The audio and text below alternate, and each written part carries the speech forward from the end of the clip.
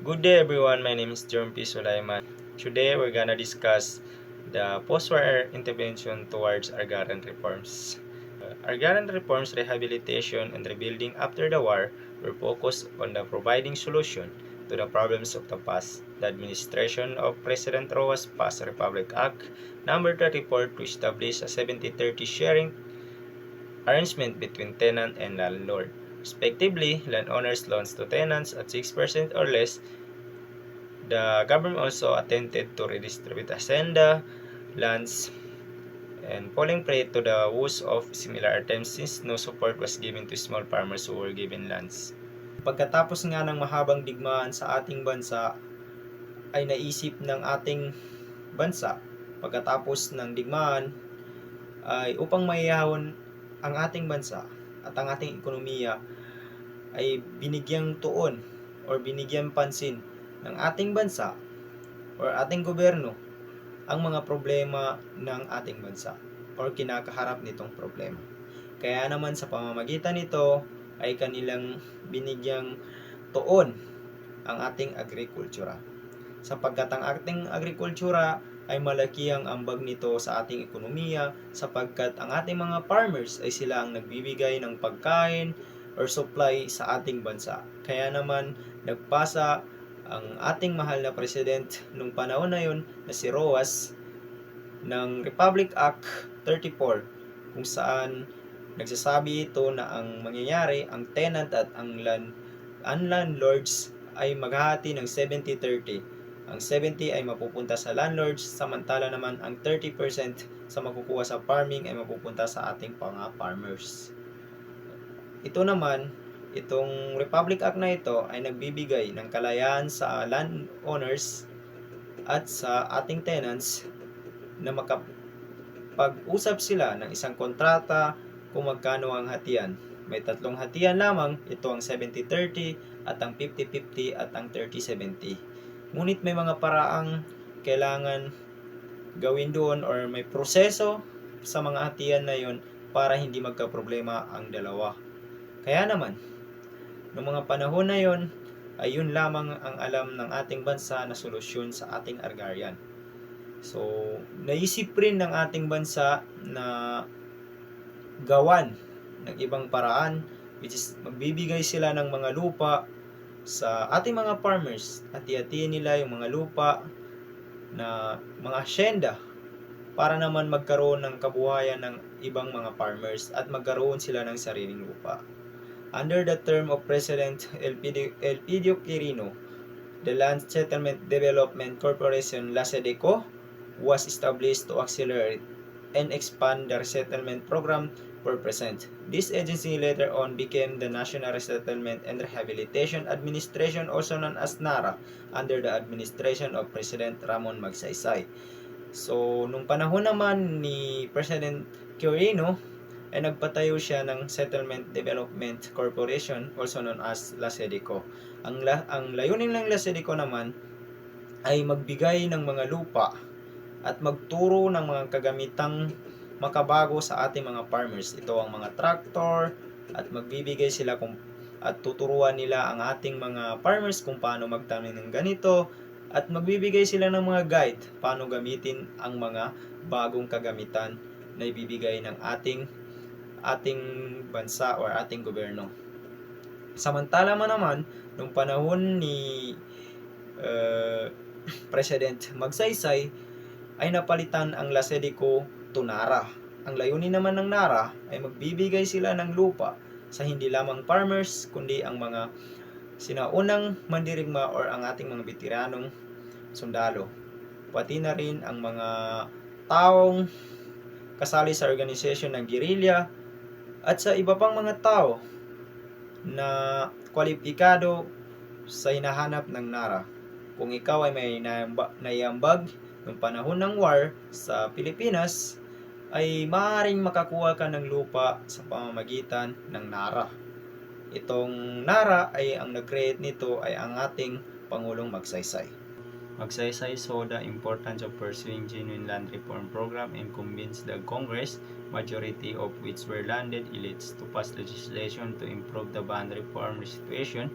Republic Act Number 1199 or the Agricultural Tenancy Act was passed to govern the relationship between landholders and tenant farmers, protecting the tenure rights of tenants and enforce tenancy practices.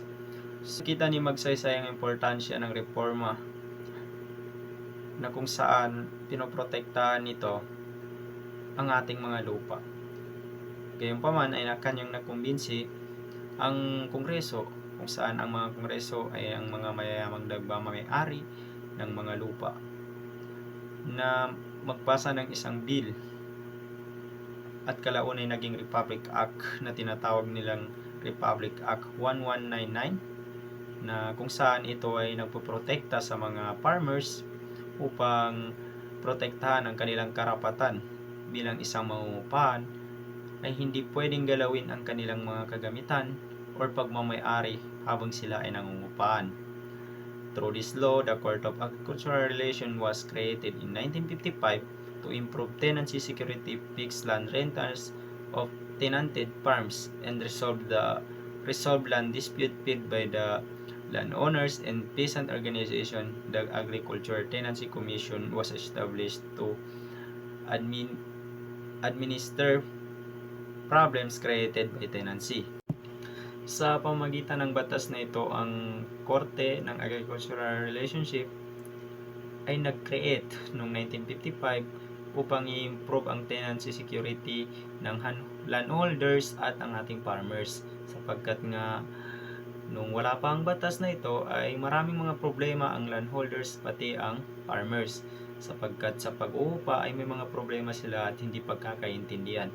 Kaya naman nabuo ang Agricultural Relationship noong 1955 upang ma-fix na ang mga problema ng ating mga magsasaka at ng mga nagpapaupa ng mga lupa or the landholders.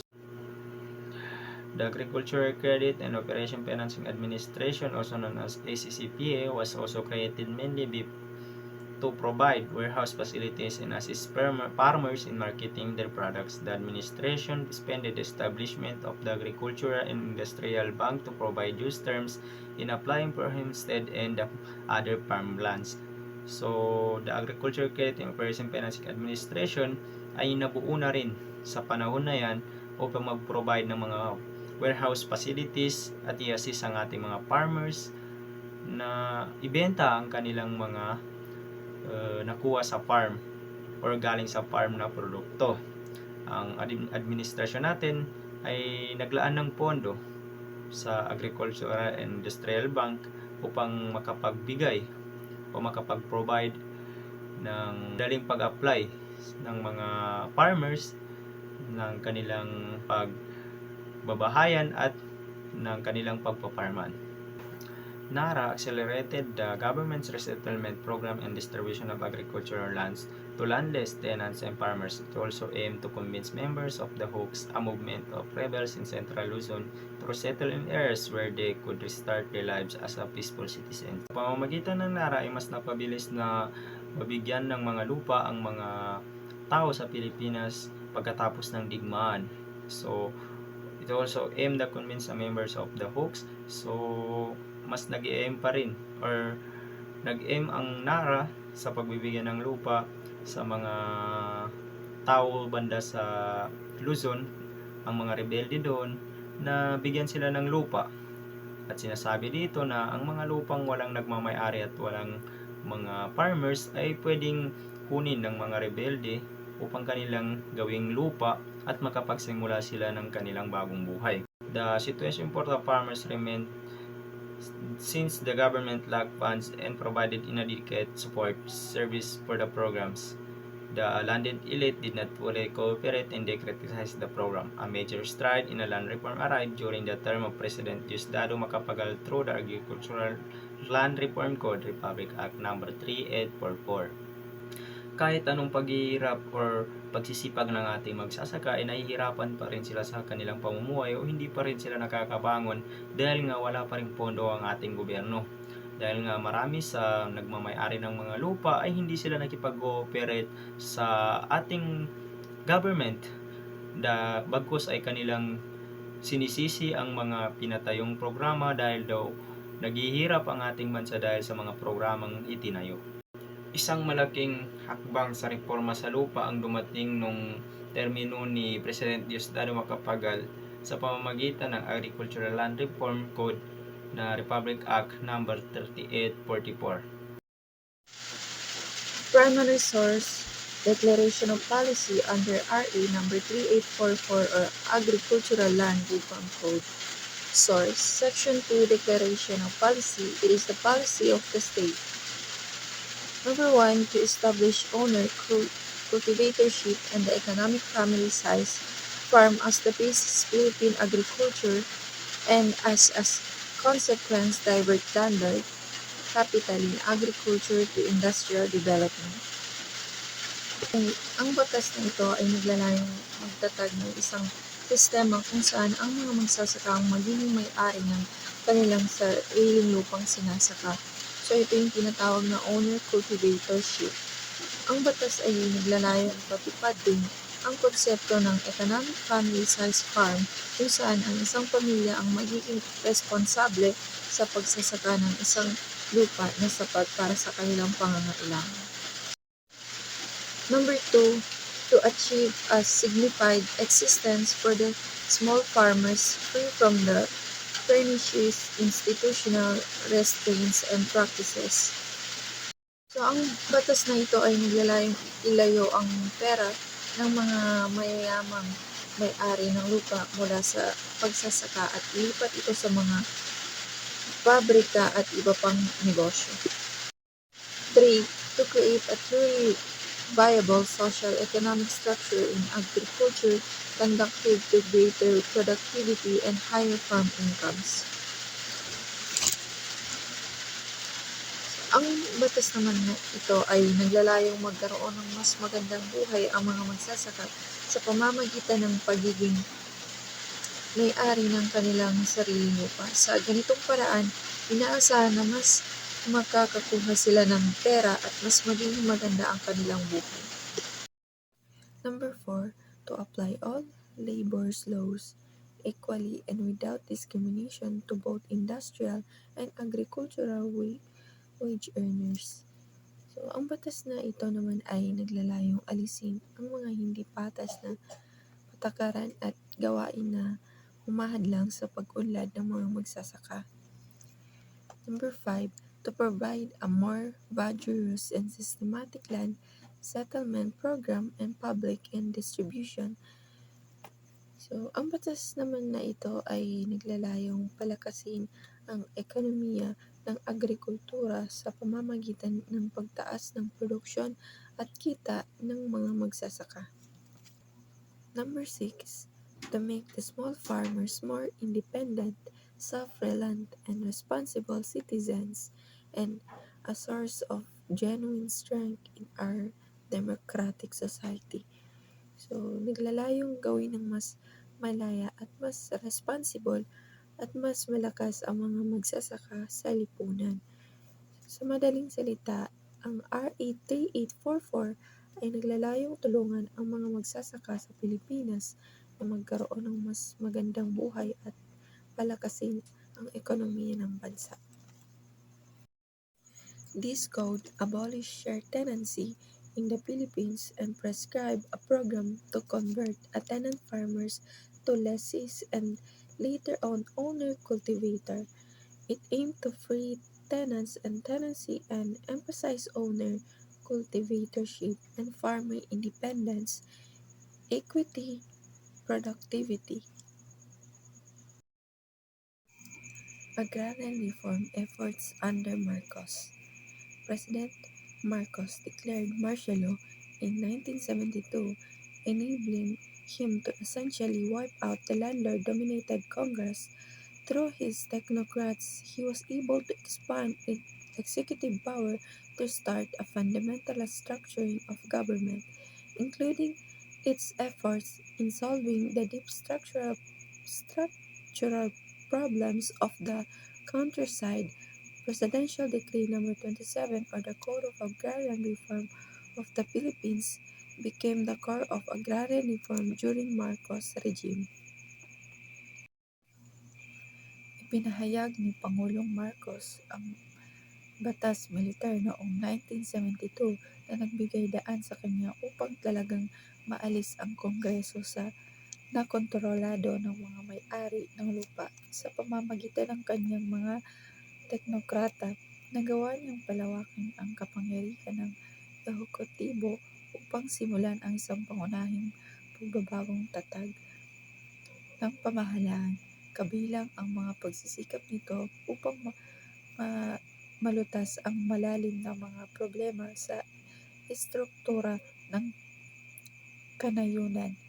Ang Presidential Decree No. 27 o ang Kodigo ng Reformang Agraryo ng Pilipinas ay naging pangunahing batayan ng reformang agraryo sa panahon ng pamumuno ni Marcos. Primary source: Presidential Decree No. 27, 21 October 1972. This shall apply to tenant farmers of private agricultural lands primarily devoted to rice and corn under a system of sharecrop or lease tenancy, whether classified as landed estate or not.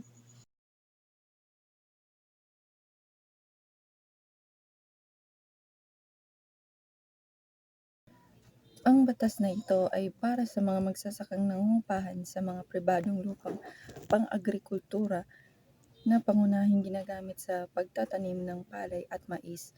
Ang mga magsasakang ito ay nasa ilalim ng sistema ng sharecrop or lease tenancy. Ibig sabihin, sila sa kita o bayad ng upa sa may-ari ng lupa. Hindi mahalaga kung ang lupa ay itinuturing na landed estate o hindi. The tenant farmers, whether in land classified as landed estate or not, shall be deemed owner of a portion constituting a family-sized farm of 5 hectares if not irrigated and 3 hectares if irrigated. In all cases, the landowner may retain an area of not more than 7 hectares if such landowner is cultivating such area or will now cultivate it. Let's proceed to the land should be equivalent to 2.5 times the average harvest of 3 normal crop years immediately preceding the promulgation of this decree. At ang kabuang halaga ng lupang kabilang na ang mga interes na 6% kada taon ay dapat mabayaran ng mga tenant farmers sa loob ng 15 years and 15 and equal annual amortization. And also nakasa din sa batas na ito na walang titulo sa lupang pag-aari ng mga tenant farmers. Sa ilalim ng batas na ito, dapat ibigay sa mga tenant farmers maliban na lang ang mga tenant farmers ay naging miyembro ng Recognized Farmers Cooperative. And the Department of Agrarian Reform, through its secretary, is heavily empowered to promulgate rules and regulation for the implementation of this decree. And now, alam na natin kung ano ang nilalaman ng Presidential Decree No. 27. So now, let's proceed to the Operation Land Transfer. It is also known as the orderly and systematic transfer of ownership of tenanted rice and corn lands. Flagship Program of Presidential Decree No. 27. First launched in November 1972 on select farms in Luzon and Visayas. It introduced to the country in 1973. Nung nagsimula ang land transfer sa mga lupaing pag-aari ng mga tenant na mahigit 7 hektare na mais at palay at sa pamamagitan din ng legal confusion at pagsuporta sa mga magsasaka. Ang agrarian reform ay nakamit. And now, let's proceed to the Masagana 99. Was an agricultural program of the Philippine President Ferdinand Marcos to increase rice reproduction among Filipino farmers. Nang dahil sa Masagana 99, the farmers were able to borrow from banks and for just 3 hectares plot of lands agricultural inputs But ang mga landlord ay still naghanap pa rin ng way para maiwasan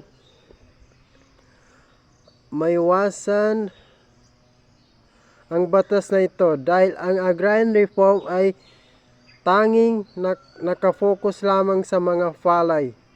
At ang ibang landlords naman ay kailangan lang nila ng magpalit ng mga pananim para sa except sa programa na ito, kagaya lamang ng kanilang ipinalit na mga tanim ay coconut at sugar lands. And because of this landlessness increase which made it all difficult for the program the succeed because landless were included from the program. Nang dahil sa landless, mas lalong naging mahirap na mapagtagumpayan ang programa na ito dahil ang mga peasant ay landlessness at sila ay excluded sa programa na ito.